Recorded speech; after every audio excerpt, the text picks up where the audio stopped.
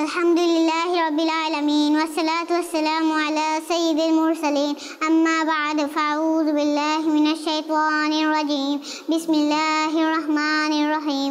প্রিয় ছোট্ট বন্ধুরা, আপনারা আমার সঙ্গে একসাথে পড়ুন। আসসালাতু ওয়াসসালামু আলাইকা ইয়া রাসূলুল্লাহ, আসসালাতু ওয়াসসালামু আলাইকা ইয়া রাসূলুল্লাহ ওয়া আলা আলিকা ওয়া আসহাবিকা ইয়া হাবিবাল্লাহ,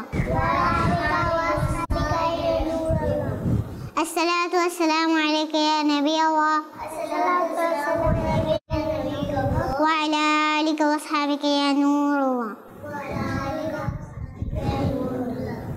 প্রিয় মাদানী মুনির এবং মাদানী চ্যানেলের দর্শকবৃন্দ, আপনাদের সবাইকে মা আমিনা রাদিয়াল্লাহু তাআলা আনহা এর নয়নমণি অনুষ্ঠানে সবাইকে স্বাগত জানাচ্ছি।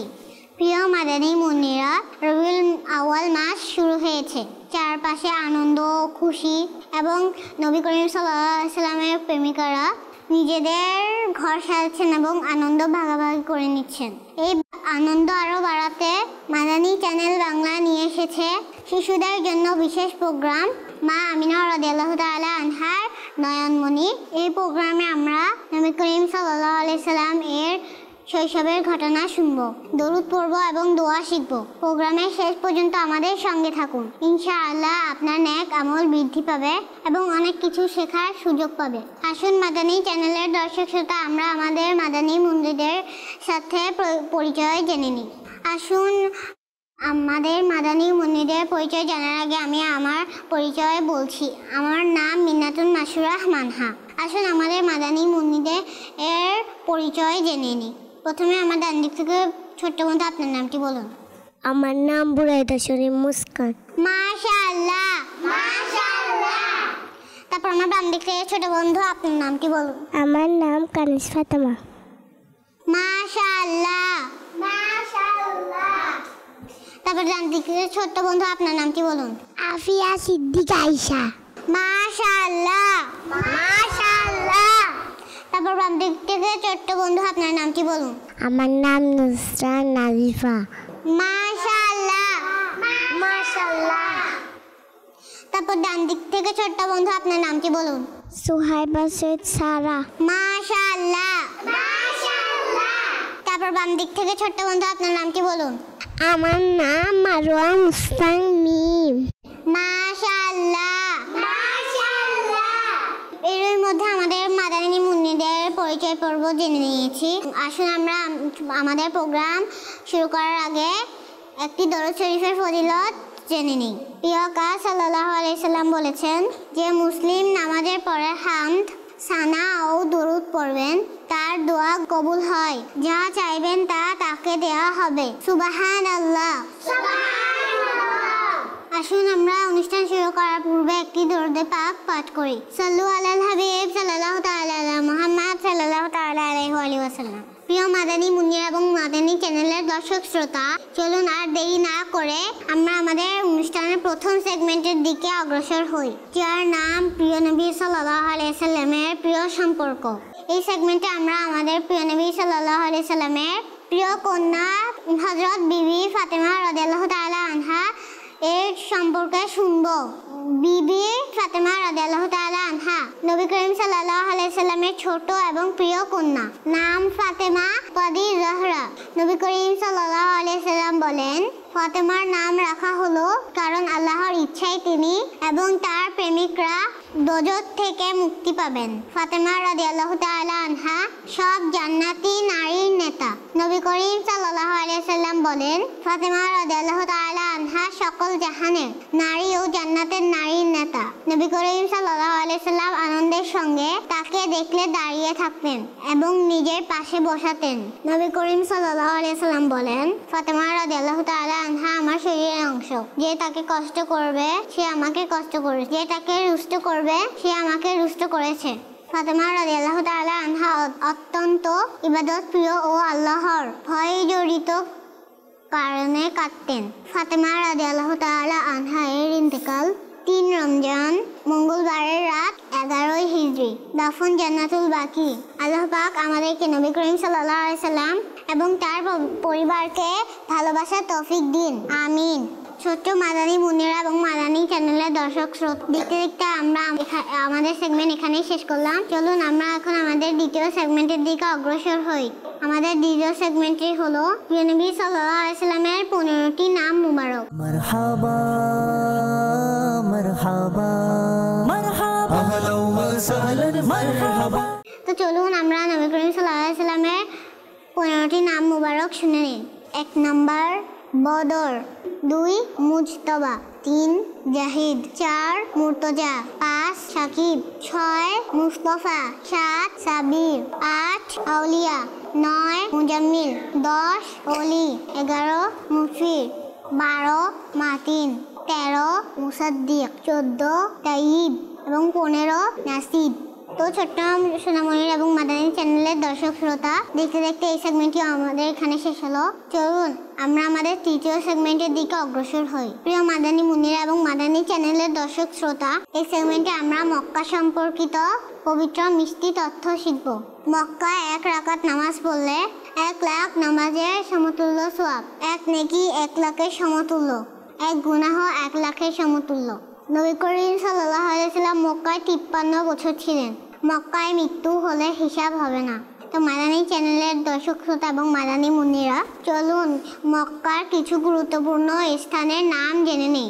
নবী করিম সাল্লাল্লাহু আলাইহি সাল্লামের জন্মস্থান কাবা শরীফ, মুসলিমদের কিবলা, মসজিদুল হারাম, জমজমের কূপ, হাজরে আসওয়াদ, ইব্রাহিম, সাফা মারওয়া, পৃথিবীর প্রথম পাহাড়, মিরাজ এবং চাঁদের 2টি টুকরো হওয়ার মুজিজা। আল্লাহ তাআলা আমাদেরকে বারবার পবিত্র মক্কায় আদব সহকারে থাকার সৌভাগ্য দিন। আল্লাহ তাআলা আমাদেরকে বারবার পবিত্র মক্কায় আদব সহকারে উপস্থিত হওয়ার তৌফিক দিন। সবাই বলেন আমিন। মাদানী মুন্নি ও মাদানী চ্যানেলের দর্শক শ্রোতা, দেখতে দেখতে আমাদের তৃতীয় সেগমেন্টটিও শেষ হলো।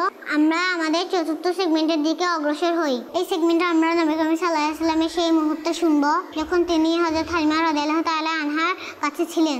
হযরত হালিমা রাদিয়াল্লাহু তাআলা আনহা বলেন, নবী করিম সাল্লাল্লাহু আলাইহি সাল্লামকে আমার কাছে আনার সময় পুরো কিবলায় সুবাস ছড়িয়েছিল। লোকদের হৃদয়ে নবী সাল্লাল্লাহু আলাইহি সাল্লামের প্রতি ভালোবাসা সৃষ্টি হয়েছিল। যে কোনো ব্যথা হলে নবী করিম সাল্লাল্লাহু আলাইহি সাল্লামের মোবারক হাত রাখলে তা তৎক্ষণাৎ দূর হতো। অসুস্থ প্রাণী সুস্থ হয়ে যেত। আল্লাহর কাছে দোয়া করি, কিয়ামতের দিন হযরত নবী করিম সাল্লাল্লাহু আলাইহি সাল্লামের মোবারক হাত থেকে জামে কাউসার পান করার সৌভাগ্য দান করুন। সবাই বলুন আমিন। প্রিয় মাদানী চ্যানেলের দর্শক শ্রোতা, আমরা আমাদের চতুর্থ সেগমেন্টটি শেষ করলাম। এবার আমরা আমাদের পঞ্চম সেগমেন্টের দিকে অগ্রসর হব। এই সেগমেন্টটির নাম হলো নবী সাল্লাল্লাহু আলাইহি সাল্লামের প্রিয় সুন্নাহ। প্রিয় মাদানী মুন্নিরা, এই সেগমেন্টে আমরা প্রিয় নবী সাল্লাল্লাহু আলাইহি সাল্লামের প্রিয় একটি সুন্নাত শুনব। তাহলে চলুন আমরা প্রিয় নবী সাল্লাল্লাহু আলাইহি সাল্লামের পানি পান করার সুন্নাত জেনে নিই।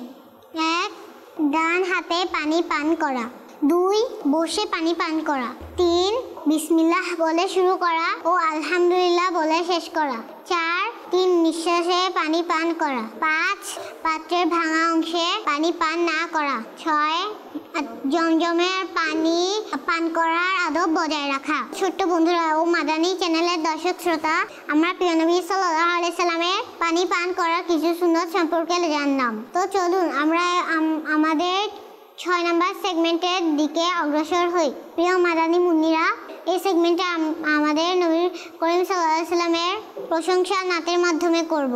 তো চলুন আপনাদের আমি একটি নাতের রাসূল শুনিয়ে দেই। মিলাদুন নবী পালন করা মোরা কখনো ছাড়বো না, মোরা কখনো ছাড়বো না। মিলাদুন নবী পালন করা মোরা কখনো ছাড়বো না, মোরা কখনো ছাড়বো না। মিলাদুন নবী পালন করা মোরা কখনো ছাড়বো না, মোরা কখনো ছাড়বো না। তো ছোট্ট বন্ধুরা এবং মাদানী চ্যানেলের দর্শক শ্রোতা, আমরা একটি অসম্ভব সুন্দর নাতের রাসূল শ্রবণ করলাম। আল্লাহ তাআলা এর ওসিলায় আমাদের গুনাহ মাফ করে দিন, এই দোয়াই করি আমিন। তো মাদানী চ্যানেলের দর্শক শ্রোতা এবং মাদানী মুন্নিরা, দেখতে দেখতে আমরা আমাদের অনুষ্ঠানের শেষে অবনীত হয়েছি। আমরা নারা লাগানোর মধ্য দিয়ে আজকের অনুষ্ঠান এখানেই সমাপ্ত করব। তো চলুন আমরা নারা লাগাই। হুজুরের আগমন মারহাবা, নবীর আগমন মারহাবা, রাসূলের আগমন মারহাবা।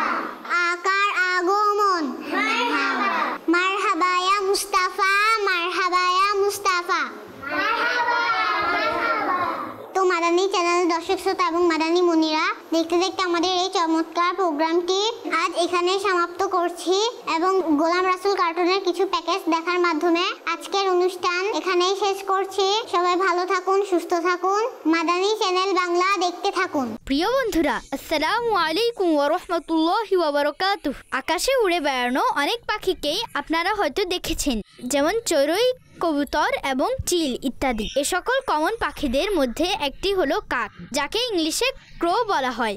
কাককে সাধারণত ভালো পাখি মনে করা হয় না, কেননা একে তো এর রং কালো এবং এছাড়াও তার কা কা আওয়াজ শুনতে ভালো লাগে না, আর মাঝে মাঝে এটি মানুষের পেছনে লেগে মাথায় ঠোকর মারতে থাকে। এই কারণে সাধারণত মানুষ একে পছন্দ করে না। তবে প্রিয় বন্ধুরা, কুরআনুল কারীমে কাকের ব্যাপারে একটি খুবই ইন্টারেস্টিং এবং ইনফরমেটিভ ঘটনা আলোচিত হয়েছে। আসুন তা শ্রবণ করি। প্রিয় বন্ধুরা, এই দুনিয়াতে সর্বপ্রথম যেই মানুষের মৃত্যু হয়েছে তার নাম হচ্ছে হাবিল। এখন যেহেতু তার পূর্বে কোনো মানুষ মৃত্যুবরণ করেনি, এজন্য তার ভাই কাবিলের জন্য এটি একটি নতুন সমস্যা ছিল যে ভাইয়ের ডেড বডি সে কি করবে। সুতরাং কাবিল কয়েকদিন পর্যন্ত নিজের ভাইয়ের ডেড বডিকে নিজের পিঠে বহন করতে লাগলো। অতঃপর সে দেখলো দুটি কাক পরস্পর লড়াই করছে, একটি আরেকটিকে হত্যা করেছে। অতঃপর জীবিত কাকটি তার ঠোঁট এবং নখ দ্বারা মাটির মধ্যে একটি গর্ত করলো এবং তাতে মৃত কাককে ফেলে মাটি দ্বারা ঢেকে দিল। এটি দেখে কাবিল বুঝতে পারলো